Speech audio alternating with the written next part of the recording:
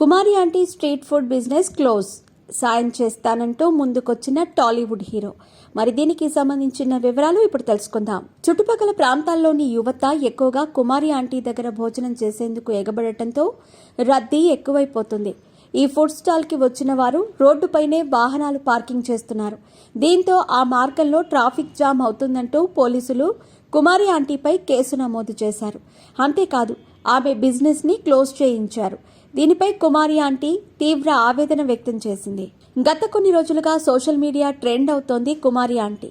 మాదాపూర్లోని ITC Kohinoor hotel సమీపంలో street food business చేస్తున్న ఆమె గత కొన్ని రోజులుగా తరచూ వార్తల్లో నిలుస్తోంది.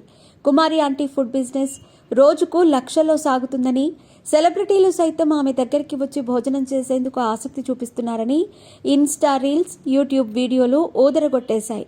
ఇక బిగ్ బాస్ రాబోయే సీజన్లోనూ కుమారి ఆంటీ కనిపిస్తారంటూ కథనాలు కూడా అల్లేశాయి. ఇలా గత కొన్ని రోజులుగా నెట్టింట ట్రెండింగ్లో ఉన్న కుమారి ఆంటీ ఇప్పుడు కష్టాల్లో పడింది. చుట్టుపక్కల ప్రాంతాల్లోని యువత ఎక్కువగా కుమారి ఆంటీ దగ్గర భోజనం చేసేందుకు ఎగబడటంతో అక్కడ రద్దీ ఎక్కువైపోతుంది. ఈ ఫుడ్ స్టాల్కి వచ్చిన వారు రోడ్డుపైనే వాహనాలు పార్కింగ్ చేస్తున్నారు. దీంతో ఆ మార్గంలో ట్రాఫిక్ జామ్ అవుతుందంటూ పోలీసులు కుమారి ఆంటీపై కేసు నమోదు చేశారు. అంతేకాదు ఆమె బిజినెస్ ని క్లోజ్ చేయించారు. దీనిపై కుమారి ఆంటీ తీవ్ర ఆవేదన వ్యక్తం చేసింది. తనకు న్యాయం చేయాలని కోరింది. తాజాగా ఇదే విషయంపై టాలీవుడ్ ప్రముఖ హీరో సందీప్ కిషన్ స్పందించారు.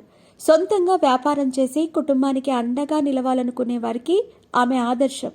ఈ మధ్యకాలంలో నేను చూసిన బలమైన మహిళా సాధికారత ఉదాహరణల్లో ఇది కూడా ఒకటి.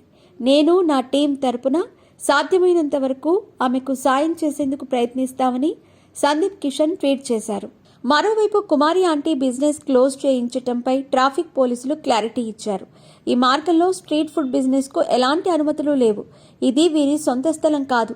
ఈ బిజినెస్ కారణంగా చాలా కాలంగా ట్రాఫిక్ జామ్ అవుతోంది.